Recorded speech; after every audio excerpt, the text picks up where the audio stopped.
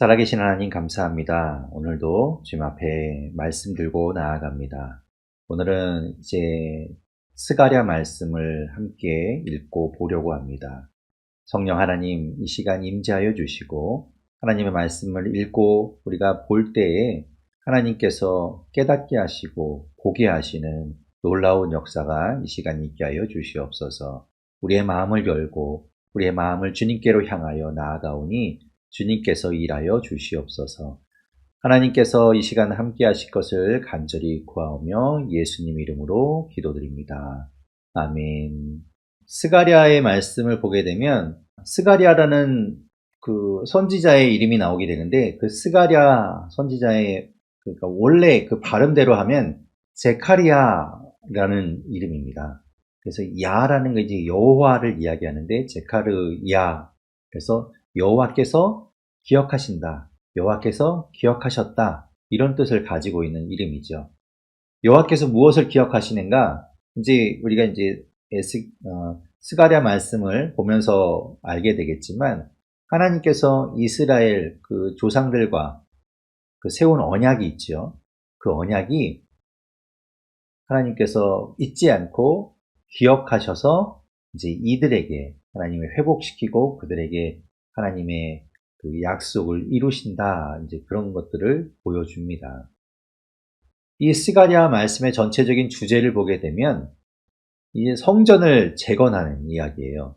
에스겔까지 우리가 무엇을 보았냐면 이제 이스라엘이 멸망하는 이야기를 보았죠. 그래서 성전이 무너지고 사람들은 죽거나 포로로 잡혀가고 뿔뿔이 흩어지는 이야기까지 보았는데 거기 바벨론으로 끌려가서 거기 바벨론 70년의 포로기를 그치고 나면 이스라엘로 이제 돌아오게 됩니다. 우리가 에스라나 느헤미야에서 이제 그런 이야기들을 보잖아요. 그들이 이제 다시 돌아오죠. 돌아와서 성전을 새로 재건하게 됩니다. 그런데 성전을 재건하다가 우리가 보았던 이제 에스라서에서 보면 그 성전이 재건되다가 중간에 멈춰요. 그래서 멈춘 상태로 사람들이 다 무기력하게 있게 되는데 하나님이 이 스가랴 선지자를 세워서 다시 그 성전을 재건하는 일을 힘써서 다시 하도록 이제 백성들을 격려하는 그렇게 도구로 사용하시죠. 자, 그것이 이제 이 스가랴서의 전체적인 이야기입니다. 그래서 성전을 재건하여서 그 성전을 통해서 오실 성전에 임하실 그 메시아를 준비하자. 뭐 이런 것이 이제 주제라고 볼 수 있습니다. 그래서 전체적인 내용이 14장으로 되어 있는데 그 중에서 1장부터 8장까지의 내용은 이 성전을 재건하기 위해서 백성들을 격려하고 그들에게 다시 힘을 북돋고 이런 이야기들이 하나님께서 이 스가랴 선지자에게 임해서 주신 말씀들을 전해주는 그런 이야기가 되겠고 9장부터 14장은 이제 앞으로 메시아가 도래할 것이다. 메시아가 오실 것이다. 라는 이야기를 이제 하고 있으면서 그 메시아를 통해서 완전하게 이루어질 회복과 또 그 모든 하나님께서 새롭게 만들어 가시는 것들에 대한 이야기를 하고 있지요. 1장부터 8장까지 나온 내용에 보면 1장부터 6장까지는 이 스가랴 선지자가 본 8개의 환상에 대한 이야기가 나옵니다. 그 8개의 환상 가운데 첫 번째부터 다섯 번째까지는 위로를 주시는 하나님의 그 환상이었고 그리고 6섯 번째부터 8번째까지의 환상은 심판에 관련된 하나님께서 심판하신다는 내용의 환상이 되지요. 그래서 6장까지가 이제 그런 8개의 환상을 이야기하는 것으로 나오게 되고 7장과 8장에서는 하나님께서 이 스가랴 선지자에게 주시는 말씀을 통해서 선포되는 메시지가 나오게 되는데 참된 금식이 무엇인지 그리고 하나님께서 어떻게 회복시켜 가실 것인지에 대한 이야기들을 하게 됩니다. 뭐 분류상으로 보게 되면 예언서, 소예언서에 속하는데 그 안에 스가랴는 14장까지 있으면서 여러 가지 환상도 나오고 또 하나님께서 주시는 어떤 메시지 그것을 전하는 이야기도 나오고 또 묵시적인 이야기도 나오고 아주 다양한 형태의 문학 장르를 포함하고 있는 것을 볼 수 있죠. 특징적인 것을 보자면 이 스가랴 선지자는 제사장 가문 출신입니다. 예, 그래서 이제 좀 이따 보게 되겠지만 그가 제사장 가문에서 태어난 어떤 제사장 출신이라는 것을 알 수 있고, 소예언서, 이 호세아부터 나오는 이 소예언서 가운데 가장 깁니다. 예, 장수로 가장 길지는 않지만 그 분량으로 따졌을 때는 가장 긴 책이 되겠죠. 그리고 처음에 말씀드린 것처럼 이제 성전이 재건되다가 멈춰진 상태에서 이 오실 메시아를 위하여 성전을 재건하도록 하기 위해서 백성들을 독려하고 격려하는 그런 내용이 나오게 됩니다. 그리고 메시아에 대한 말씀이 나오다 보니까 우리가 이제 신약에서도 이 스가랴의 말씀을 인용하기도 하고 이렇게 메시아 예언들이 많이 등장하고 있고요. 그리고 이 스가랴 선지자가 활동하던 시대에 또 다른 선지자가 이제 학개 선지자가 있죠.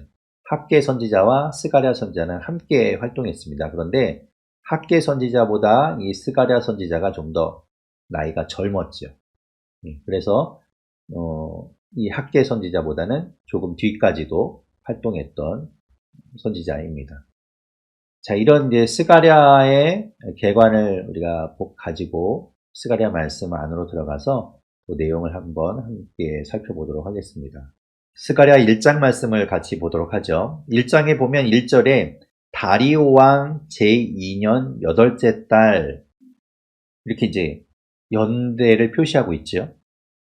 이때 여호와의 말씀이 이또의 손자요 베레기야의 아들 선지자 스가랴에게 임하니라, 이렇게 말씀하고 있어요. 다리오 왕은 바사의 왕이죠. 바사의 왕인데 페르시아의 왕이죠. 그런데 이제 그때 제2년, 그 다리오 왕이 다스린 지 제2년 8째 달이라고 이야기하고 있어요.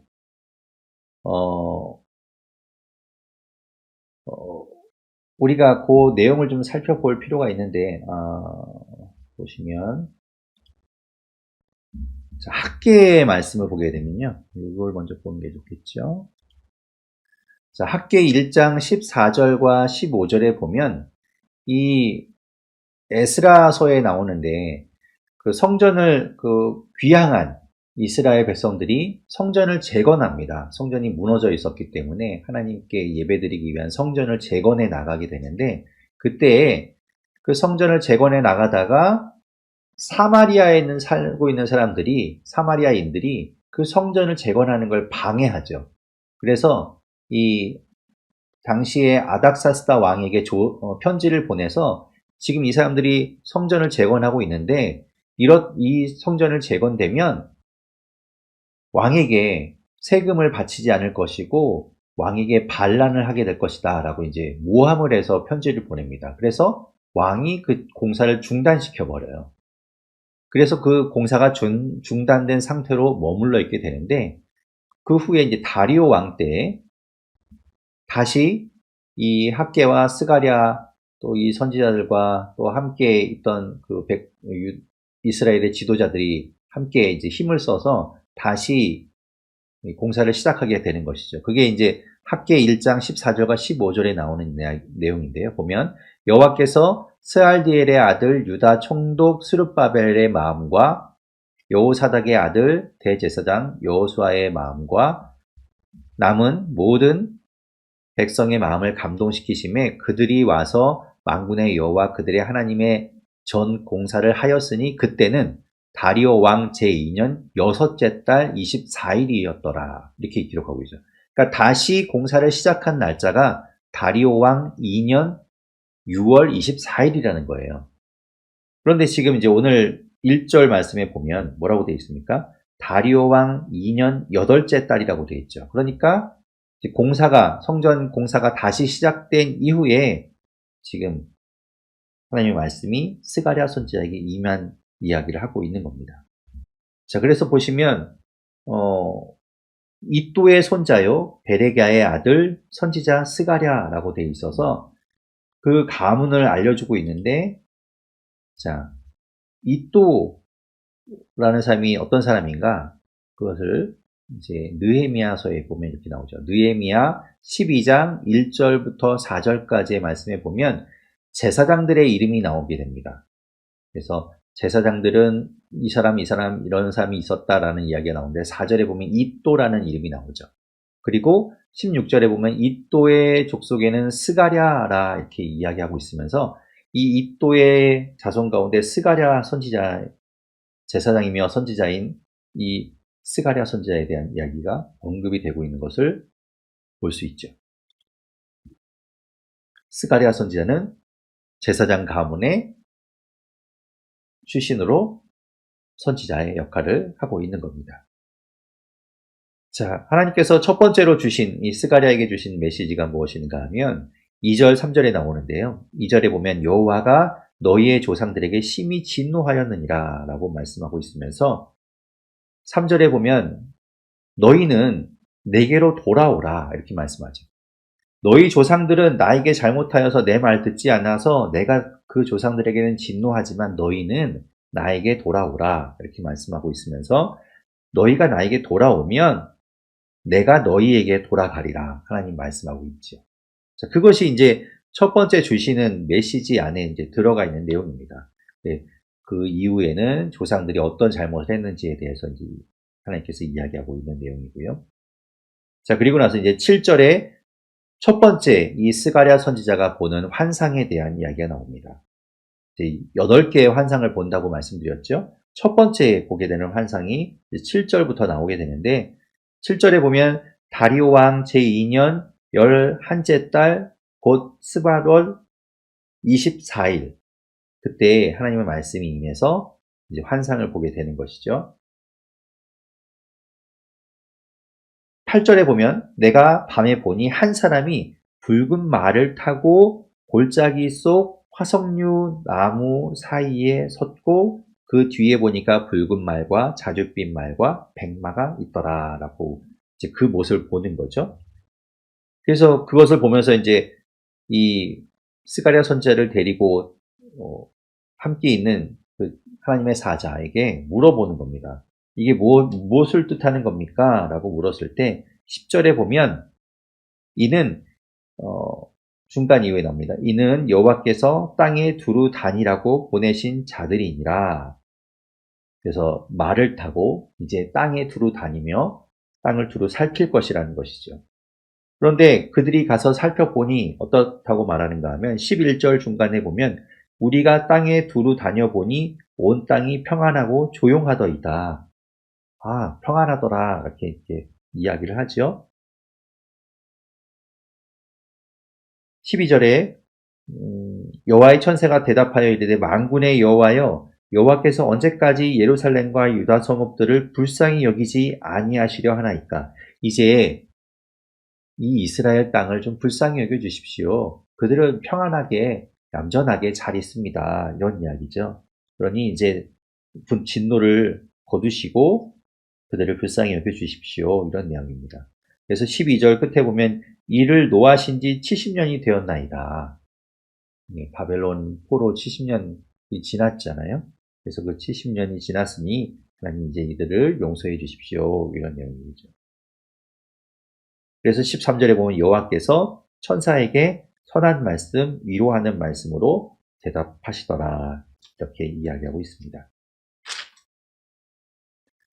16절에 그래서 하나님께서 이렇게 말씀하세요. 내가 그래 불쌍히 여기겠다 라고 말씀하시면서 예루살렘에 내가 돌아왔은즉 내 집이 그 가운데 건축되리니 예루살렘 위에 먹줄이 쳐지리라. 이제 새 예루살렘, 우리가 에스겔에서도 에스겔 선지자가 또 환상 가운데 보았던 새 예루살렘의 모습이 있었잖아요. 새 성전의 모습이 있었는데 하나님께서 이 스가랴에게 말씀하시는 것은 이제 예루살렘으로 돌아와서 내 집을 건축하게 될 것이다. 그래서 건축하기 위한 그 담을 쌓고 잘 맞추기 위해서 이제 줄을 쫙 놓는 그것이 이제 쳐지게 되고 하나님의 공사가 시작될 것이다 라는 것을 보여주지요. 17절 중간에 말합니다. 여호와가 다시 시온을 위로하며 다시 예루살렘을 택하리라. 하나님이 이제 그들을 내가 택하고 그들과 함께하고 그 가운데 거할 것이다. 이렇게 말씀하시면서 그들을 위로하는 것이죠. 그리고 18절부터는 이제 두 번째 환상을 보게 되는데 두 번째 환상은 이겁니다. 18절에 보면 내가 다시 눈을 들어 본즉 네 개의 뿔이 보이는 겁니다. 뿔 네 개가 보여요. 그래서 이게 뭡니까? 라고 천사에게 물었더니 19절 중간에 보면 이 뿔은 유다와 이스라엘과 예루살렘을 흩뜨린 뿔이니라. 그러니까 이 이스라엘, 예루살렘을 공격한 나라들을 뜻하는 거죠. 그들을 공격해서 뿔뿔이 흩어지게 만들었던 대적들을 이야기하는 겁니다. 그때 20절에 보면 여호와께서 대장장이 4명을 보여주시는데 그 대장장이 4명이 나타나서 무엇을 하는가 하면 그 이스라엘을 뿔뿔이 흩어지게 만들었던 4개의 뿔들을 제거해버리죠. 21절 중간에 보면 이 대장장이들이 와서 그것들을 두렵게 하고 이전의 뿔들을 들어 유다 땅을 흩뜨린 여러 나라의 뿔들을 떨어뜨리려 하느니라. 그래서 그들을 공격했던 대적들을 제거해버리게 되는 것이죠. 그러니까 이제 대적이 제거되니 회복이 되는 것입니다. 위로가 되죠. 그것이 두 번째 스가랴 선지자에게 보여주신 환상이 됩니다. 지금 요 하나님께서 그 스가랴 선지자에게 보여주시는 환상이 어떤 의미인지 좀 와 닿으시나요? 그러니까 지금 이 성전이 멈춰졌다가 성전 재건하는 것이 멈춰졌다가 그 주변의 방해들로 인해서 아이고 이제 무너진 성전을 다시 쌓으려고 했더니 안 되나 보다라고 낙심하는 그들에게 하나님께서 주시는 이런 말씀들을 통해서 이제 다시 시작하는 그들에게 막 격려하는 거죠. 하나님이 함께 하신다.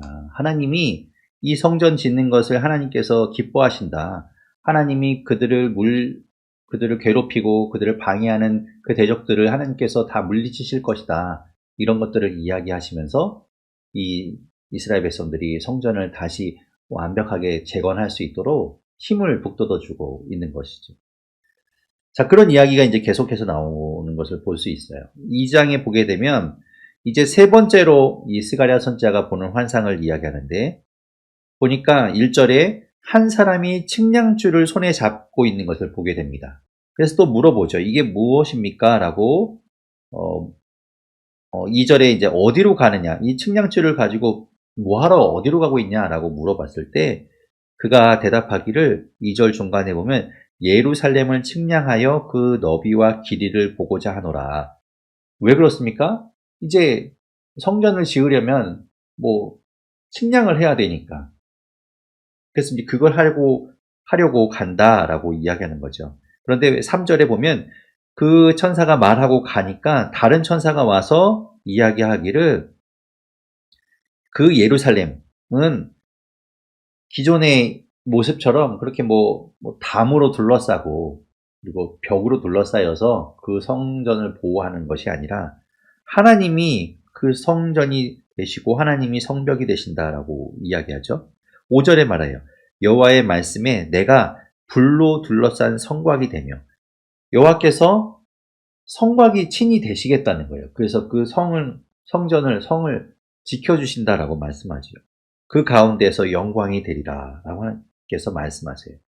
그것을 이제 하나님께서 보여주시는 거죠. 하나님이 지켜주신다는 거예요. 그리고 10절 끝에도 말합니다. 내가 와서 내 가운데에 머물 것임이라. 내가 거기에 있을 것이다. 내가 거기 너희와 함께 있으며 너희 가운데에 있어서 너희를 지키고 너희의 성벽이 되고 성곽이 되어서 그것을 보호하겠다. 너희를 지켜주겠다. 하나님께서 말씀하고 있는 것이죠. 그것이 이제 2장 세 번째 환상의 내용입니다. 3장에 가게 되면 하나님께서 보여주시는 네 번째 환상을 이 스가랴 선지자가 보게 되는데 이 네 번째 환상에서는 이제 사람에 대한 그리고 다음에 나오는 다섯 번째 환상에서도 사람에 대한 환상을 보게 됩니다. 3장에서 보여주시는 네 번째 환상은 어떤 사람인가 하면 1절에 이렇게 얘기하죠. 대제사장 여호수아. 여호수아라는 이름이 성경에 많이 등장합니다. 여호수아, 우리가 모세와 함께 있던 여호수아도 생각나고 여호수아라는 이름이 많았는데 그 여호수아라는 같은 이름을 가진 다른 사람이죠. 이 사람은 이는 누구인가 하면 바벨론에서 이제 돌아온 사람들 가운데 이 모든 일들 그 백성들을 다시 독려하고 그들을 붙잡아 주던 대제사장 여호수아라는 사람이 있었다는 것이죠. 그가 지금 1절에 보면 여호와의 천사 앞에 서 있는데 사탄이 그의 오른쪽에 서서 그를 대적하고 막 꾸짖고 있는 거예요. 그에 대해서 막 험담을 하고 있는 겁니다. 그것을 이제 이 스가랴 선지자가 보죠. 그럴 때 하나님께서 2절에 보면 그 사탄에게 말씀하시기를 사탄아 여호와께서 너를 책망하노라. 왜 이 여호수아를 꾸짖고 있느냐라고 말씀하시면서 예루살렘을 택한 여호와께서 너를 책망하노라. 이는 불에서 꺼낸 그슬린 나무가 아니냐 하실 때에 여호수아가 왜 사탄에 의해서 막 손가락질 당하고 혼나고 뭐 질책을 당하고 있었는가 하면 그가 더러운 옷을 입고 있었거든요. 그게 3절에 나오죠. 여호수아가 더러운 옷을 입고 천사 앞에 서 있는지라. 그래서 하나님께서 4절에 말씀하시기를 명령해서 그 더러운 옷을 벗겨라 라고 말씀하시고 그에게 아름다운 옷을 입혀라 라고 말씀하십니다. 그 더러운 옷이라는 건 죄악을 상징해요. 이제 이 여호수아 대제사장의 모든 죄악을 하나님께서 제거해버리는 이 모습을 통해서 이스라엘의 죄악을 제거하셨다라는 것을 이제 보여주는 거죠. 그때 5절에 보면 이 스가랴 선지자가 옆에서 거듭니다. 정결한 관도 머리에 씌워 주십시오. 그래서 정결한 관을 이 여호수아 대제사장의 머리에 씌워주게 되고 이 아름다운 옷을 입혀주게 됩니다. 자, 그런 이 여호수아 대제사장에 대한 환상을 보게 되죠. 8절에 보면 대제사장 여호수아에게 하나님께서 말씀하시기를 너와 내 앞에 앉은 내 동료들은 내 말을 들을 것이니라. 이들은 예표의 사람들이라 내가 내 종 싹을 나게 하리라. 그러면서 하나님께서 이제 뭐 말씀하신 것은 9절에 보면 끝부분에 이렇게 말씀하세요. 이 땅의 죄악을 하루에 제거하리라. 지금 이 여호수아 선지자의 더러운 옷을 벗겨서 죄악을 없애버리신 것처럼 이 땅의 죄악을 하나님께서 제거하시겠다라고 말씀하고 있는 거죠. 그리고 10절에 보면 하나님께서 또 말씀하십니다. 그날에 너희가 각각 포도나무와 무화과 나무 아래로 서로 초대하리라. 이 이야기는 무슨 이야기인가 하면 포도나무와 무화과 나무 아래에 거한다라는 것은 평화와 풍요와 번영을 뜻합니다. 그러니까 정말 그 열매가 주렁주렁 열려있는 그 나무 아래에서 안락함을 누리고 그 아래서 쉬는 것이죠.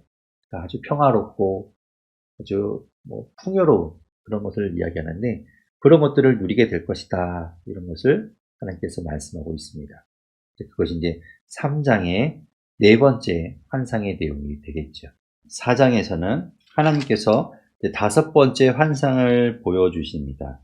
이 다섯 번째 환상에서는 그가 어떤 것을 보는가? 1절에 보면 그 스가랴 선지자를 데리고 다니면서 이제 보여주는 그 천사가 잠들어 있던 이 스가랴 선지자를 와서 깨웁니다. 그래서 막 비몽사몽간에 꿈꾸는 것처럼 이제 보게 된다는 이야기죠.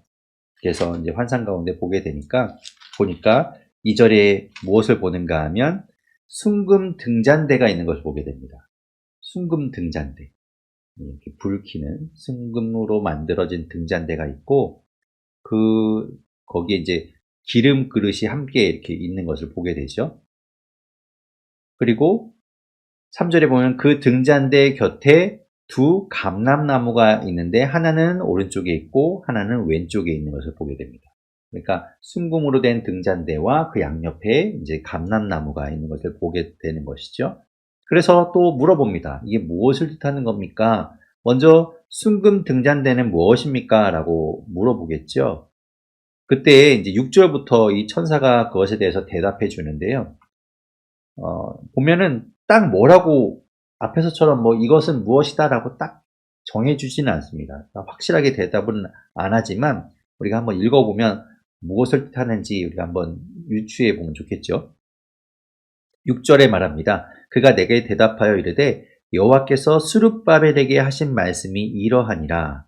스룹바벨은 또 누군가 하면 우리가 3장에서 본 이 여호수아 대제사장과 함께 유다의 총독으로 세워져서 이 성전을 건축하고 이 이스라엘 백성들을 다시 독려하고 그 이스라엘을 재건하는 그 모든 것들을 총괄했던 그들의 지도자를 이야기합니다.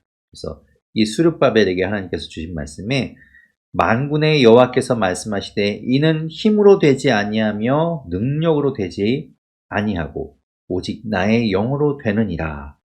이렇게 말씀하죠. 이 스룹바벨에게 하나님께서 그렇게 이제 말씀하시는 겁니다. 7절에 보면 스룹바벨 앞에서 산들이 평지가 되고 그가 머릿돌을 놓을 때에 무리가 외치기를 은총이 그에게 있을지어다 하리라. 이것이 이제 여러 가지 것들을 유추해 볼 때 여러분은 이 순금 등잔대가 무엇을 뜻하는 것처럼 보이십니까? 여러 가지 해석들이 있어요. 스룹바벨을 말하는 것이다 라는 뜻도 있고 하나님께서 하나님을 말하는 것이다 라고 보기도 하고 여러 가지 해석들이 있는데 저는 그 중에서 이 말씀을 이렇게 볼 때 성전으로 해석하는 것이 좋지 않을까라고 저 개인적으로는 보게 됩니다. 성전이 지금 6절의 말씀을 보면 알 수 있죠. 성전을 우리가 이제 다시 재건하는 지금 이 상황 가운데 그 성전을 재건하는 것은 사람의 힘으로 되는 것이 아니다. 그것은 오직 여호와께 있는 그 힘으로 여호와의 능력으로 하나님의 영으로 되는 것이지 사람의 힘과 사람의 능력으로 되는 것이 아니다 라는 것을 말씀하고 있는 거죠. 그래서 그 순금 등잔대가 바로 이 성전, 하나님께서 지금 세우실 그 성전을 의미하는 것으로 우리가 보면 괜찮겠다라고 생각이 됩니다.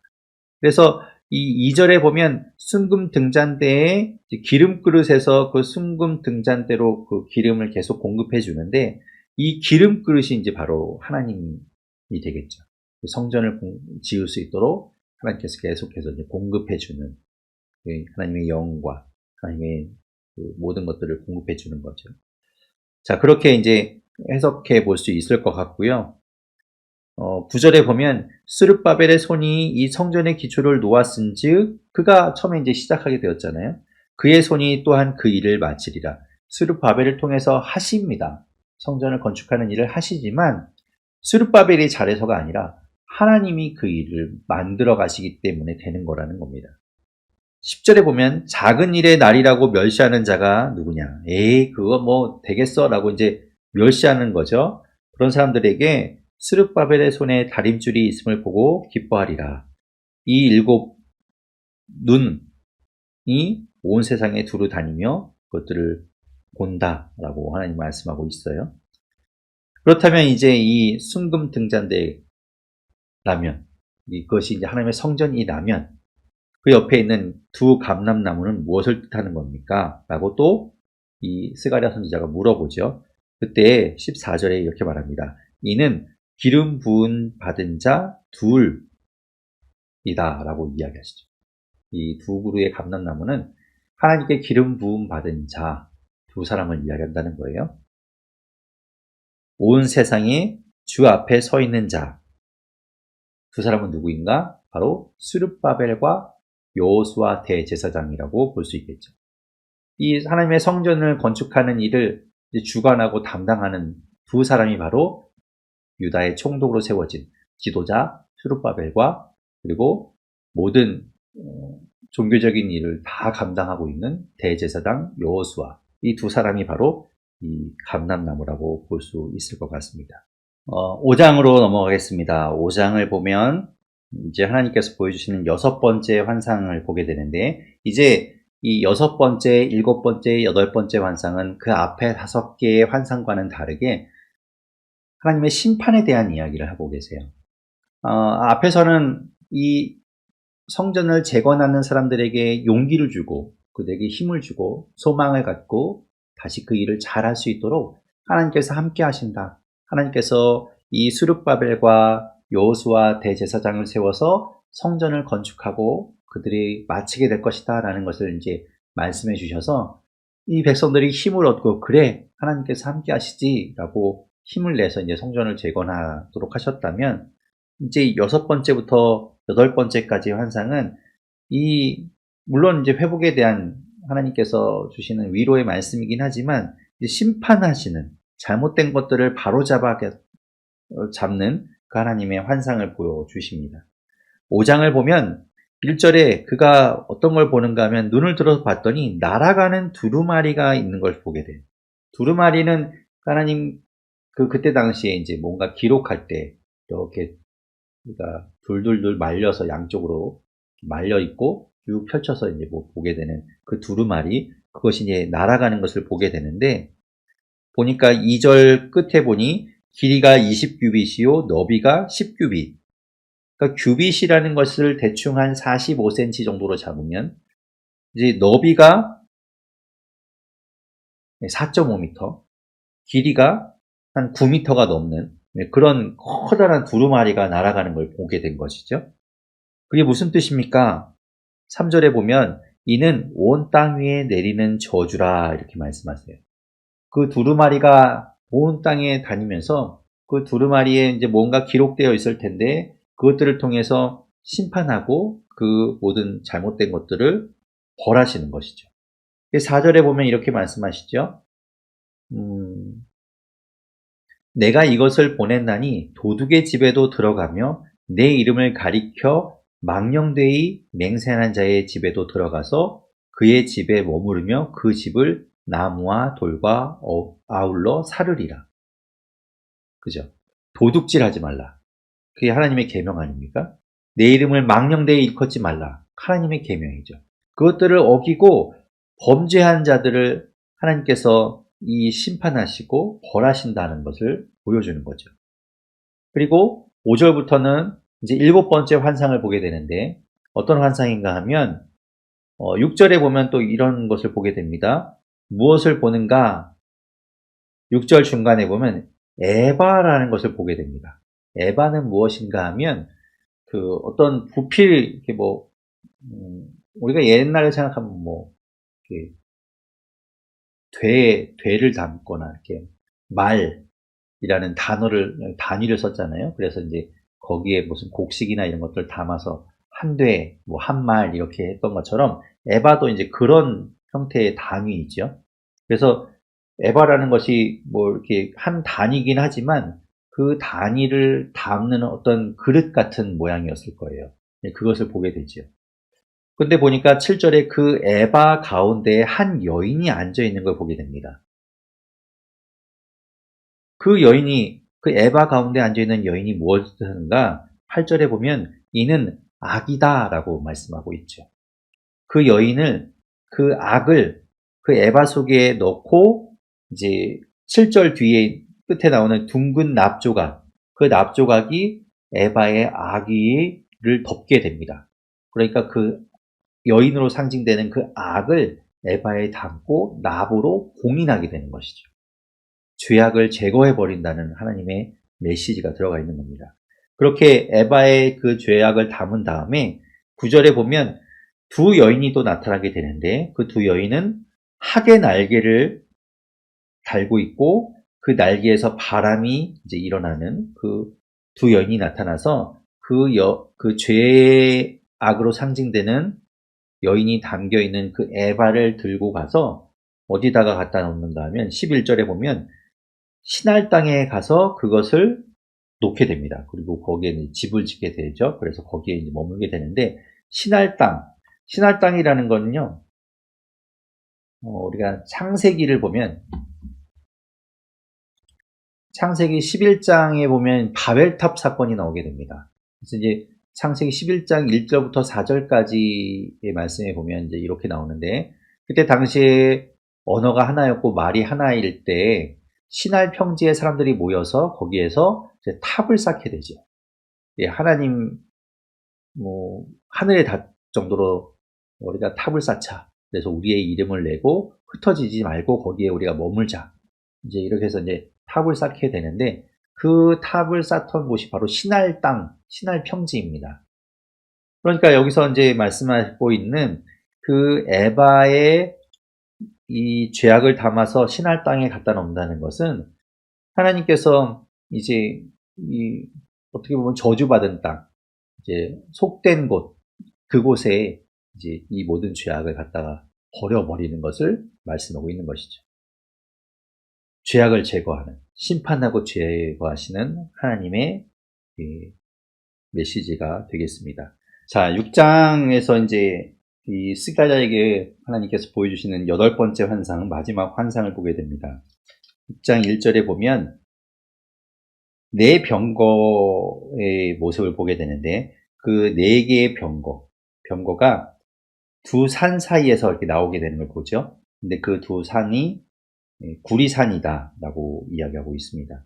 그래서 첫 번째 병거 2절에 말하기를 붉은 말이 그 병거를 끌고, 두 번째 병거는 검은 말이 끌고, 3절에 세 번째 병거는 흰 말이 끌고, 네 번째 병거는 어룽지고 건장한 말이 이제 그 병거를 끌게 되죠.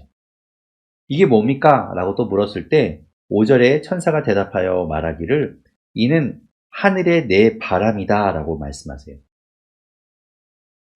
그래서 온 세상의 주 앞에 서 있다가 이제 나가는 것이다 라고 말할 때 6절부터 7절까지 보면 그 병거, 그 말들이 끄는 병거가 이제 사방으로 흩어지게 되죠.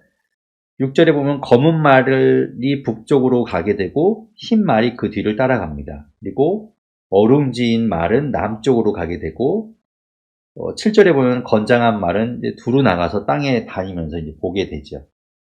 그래서 7절 끝에 보면 곧 땅에 두루 다니더라. 결국엔 그 네 병거가 사방 두루 다니면서 두루두루 다니게 되는 겁니다. 그런 환상을 보게 되는 거예요. 하나님이 이제 그 하나님의 영, 하나님의 그 사자가 사방을 다니면서 이제 온 땅을 두루 살피게 되는 거죠. 그러면서 이제 뭐 잘못된 것들을 바로 잡을 것이고 심판할 것이고 보게 되겠죠. 이제 그런 모습을 이제 환상으로 보게 되는 겁니다.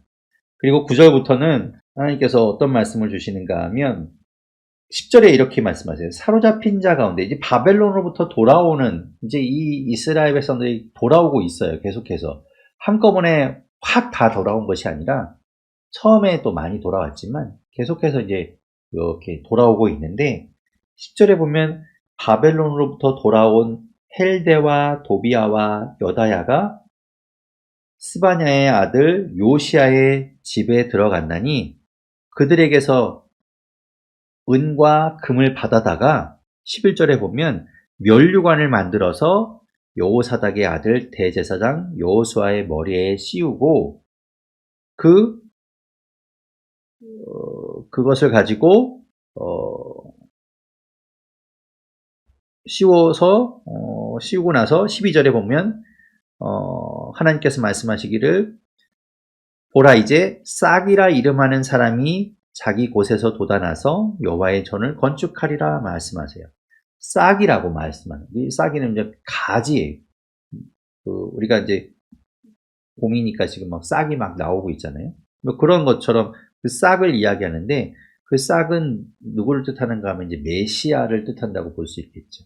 그 메시아가 이제 하나님의 성전을 완전히 이제 완성하는 것을 이제 이야기하고 13절에 보면 그가 여호와의 전을 건축하고 영광도 얻고 그 자리에 앉아서 다스릴 것이요 또 제사장이 자기 자리에 있으리니 이 둘 사이에는 평화의 의논이 있으리라 하셨다. 이렇게 이제 하나님께서 이 싹이라는 이름을 통해서 그 이름하는 사람을 통해서 이 모든 것들을 완성하신다라고 말씀하고 있는데 그러니까 이제 이 싹을 메시아라고 우리가 해석하기도 하지만 또 다르게 해석하자면 또 싹을 이 스룹바벨이라고 이야기하면 지금 13절 중간에 있는 것처럼 제사장과 이 싹이라 이름하는 사람이 같이 둘이 평화의 의논을 하면서 이제 잘 이루어간다는 걸 보면 우리가 앞에서 본 것처럼 스룹바벨과 여호수아 이렇게 두 사람으로 또 볼 수도 있겠죠. 하지만 이제 보통은 이 싹을 또 말씀드린 것처럼 메시아로 보통 봅니다. 자, 그렇게 이제 그 여호수아에게 씌웠던 그 면류관을 가지고 14절에 보면 그 면류관을 여호와의 전 안에 이제 기념하기 위해서 두라고 말씀하시죠. 거기 이제 두게 되고, 그리고 결국에는 이제 하나님께서 그 여호와의 성전을 건축하고 완성하게 된다라고 말씀하고 있습니다. 그것이 6장의 말씀이죠. 자, 그리고 이제 7장에 오게 되면 7장과 8장에서는 하나님께서 주시는 그 스가랴에게 주신 메시지가 나오게 되는데, 먼저 7장을 보면 7장에서는 하나님께서 이제 두 가지 메시지를 말씀하시는데, 1절에 보면 이렇게 말씀하시죠. 다리오 왕 제4년 9째 달 곧 기슬레월 4일. 그러니까 다리오 왕 제4년 9월 4일이 되는데요. 이때는 앞에서 이야기한 다리오 왕 2년에 이제 성전 재건이 이제 다시 시작되는 그 착공했던 것들을 우리가 이야기했었는데, 이제 그로부터 한 2년 정도가 흘러게 된 것이죠. 그러면 성전이 언제 완공되는가 하면 에스라서에 보면 다리오 왕 6년에 완공된다고 나옵니다. 보시면 에스라 6장 14절과 15절에 보면 이렇게 말씀하죠. 유다 사람의 장로들이 선지자 학개와 이도의 손자 스가랴의 권면을 따랐으므로 성전 건축하는 일이 형통한지라. 이스라엘 하나님의 명령과 바사왕 고레스와 다리오와 아닥사스다의 조서를 따라 성전을 건축하며 일을 끝내되, 15절에 보면 다리오 왕 제6년 아달월 3일. 그러니까 아달월은 뭐냐면 12월을 말하거든요. 그러니까 다리오 왕 6년 12월 3일에 성전이 완공되게 됩니다. 성전 일을 끝내니라. 그러니까 지금 7장에 보게 되면 다리오 왕 4년이라고 했으니까 지금 한 반 정도 이제 된 거죠. 시간이 그렇게 지난 겁니다. 앞으로 이제 6년째 완공이 되니까 조금 더 2년 정도가 더 지나야 되겠죠. 자, 그런 시점에서 하나님의 말씀이 이 스가랴 선지자에게 임했습니다. 2절에 보면 베델 사람이 3절에 여호와의 전에 있는 제사장들과 선지자들에게 물어 이르되 내가 여러 해 동안 행한 대로 5월 중에 울며 근신하리이까? 라고 물어봅니다. 이게 무슨 얘기인가 하면 베델 사람들이 베델이면 그 북이스라엘 땅이니까 그쪽이 이제 사마리아 쪽이겠죠. 그 사람들이 와서 이제 물어보는 거예요. 뭐라고 물어보는가 하면 우리는 이전에 계속 해오던 것이 5월에 우리가 근신하고 울면서 금식하고 이랬었는데 그걸 계속 할까요? 이제 물어보는 거죠. 그때 이제 하나님께서 주시는 말씀이 이겁니다. 5절에 보면 온 땅의 백성과 제사장들에게 이르라. 너희가 70년 동안 5째 달과 7째 달에 금식하고 애통하였거니와 그 금식이 나를 위하여 한 것이냐.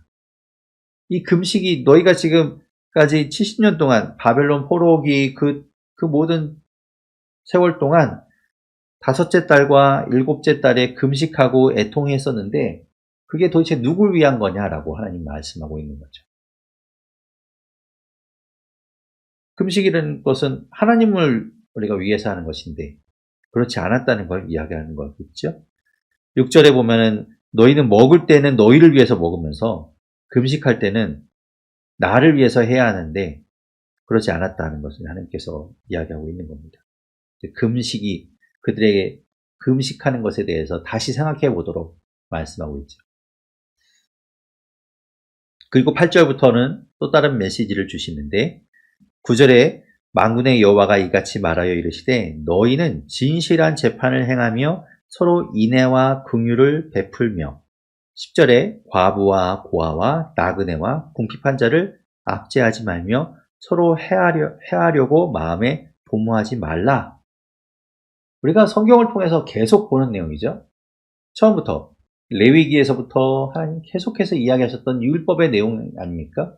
가난한 자 그들을 압제하지 말고 그들의 것을 빼앗지 말고 고아와 과부와 나그네를 살피고 그러라고 하나님께서 계속해서 이야기하셨어요.